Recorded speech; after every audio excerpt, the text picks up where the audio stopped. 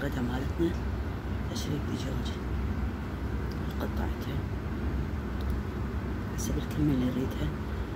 بالنسبة للش أخليلها كركم كاري، شوية فلفل أسود، ورق الغار، ماجي، هيل، قرنفل، بصرة، أو الدارسين أخليلها، أو إذا أريد أو شوية باودر.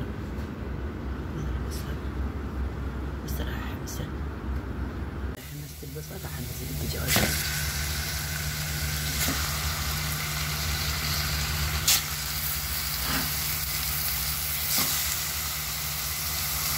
قليت شعرية وراح أطبق عليها برغل خشن بيرشته بس قليلة.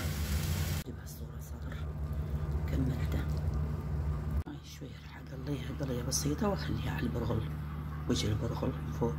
هاي شوية قليته، قلي الحشو، جزر وبوتيتو وبازاليا.